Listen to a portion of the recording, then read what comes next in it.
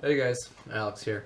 So the book that I decided to read for our final presentation was The House on Mango Street by Sandra Cisneros.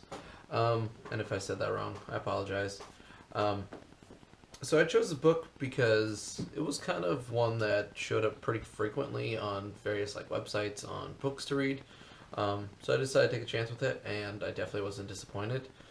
Um, at first, I was kind of worried because the book is a little bit smaller, so with that, I was concerned that I wouldn't have enough to work with. However, Cisneros definitely provided a lot of various themes that were shown through definitely our anthology and throughout the weeks within the course.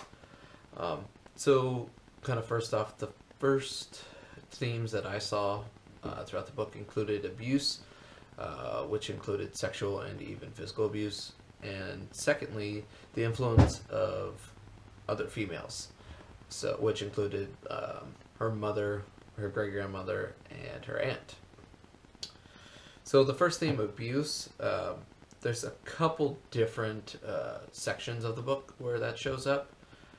The first comes from her own experience when she was at a carnival, and although it doesn't really go in depth about it, the reader kind of can infer how far this abuse goes.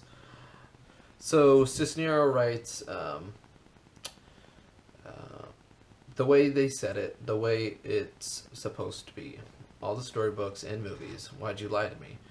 And that was kind of referring to the experience of the first time. However, like I mentioned before, it doesn't really go into great depth on whether how far this assault kind of went to. Secondly, Cisnero also talks about various other abuses that occurs within her neighborhood. So one of them includes a neighbor whose husband keeps leaving and coming back, and the abuse that she experiences. And she even writes one night, she comes over black and blue and asks, "What can I do?" Thirdly, her friend Sally experiences abuse from her father. And Cisnero writes, her mama rubs lards on all the places where it hurts. Then at school, she says she fell. That's where all the blue places come from. That's why her skin is always scarred. But Sally doesn't tell about the time he hit her with his hands just like a dog. She said, like if I was an animal.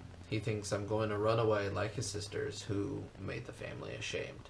And this kind of relates to a section of the anthology, which is the contemporary trends in Chicana literature that happened after the Chicana Renaissance. And in the anthology, it writes, "We still see sexual abuse, physical abuse, and desertion.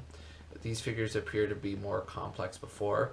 And with this, her father, it's his abuse is much more complex than just hitting her.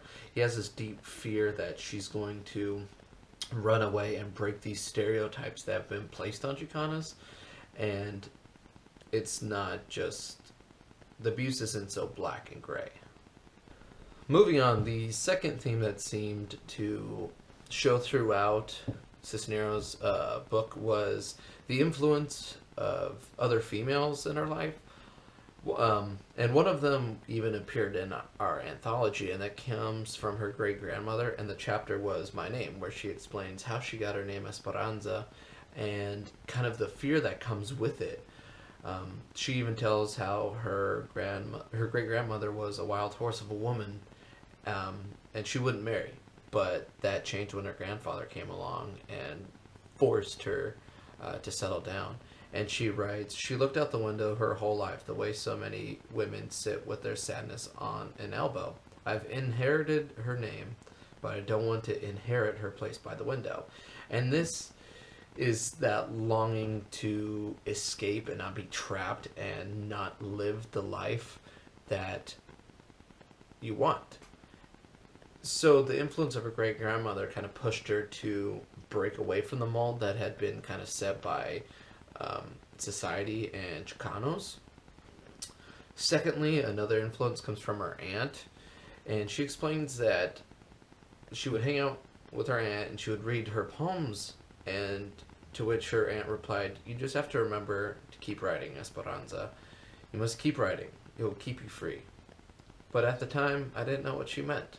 And again, that just kind of is pushing her to live the life that she wants to and do the things that make her happy. And don't be trapped within this mold that has been set. Be free and be who you are. The connection to the anthology kind of relates to the Chicana's Renaissance. And this is by the way that she illustrates and shows the reflection of self. It's she's explaining the influence that her mother had, or her abuelita, or extended family on her life.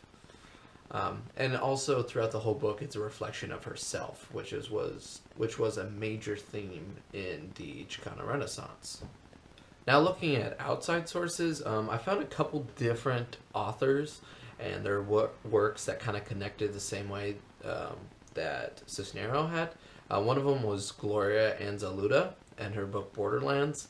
And within her book, she kind of challenges the Chicano patriarchy and gives power back to the Chicanas, which was one of the themes that was shown throughout Cisneros' book with the influence of females in her life. She's moving away from that mold that has been set for her, and she's going to live the life that she wants to.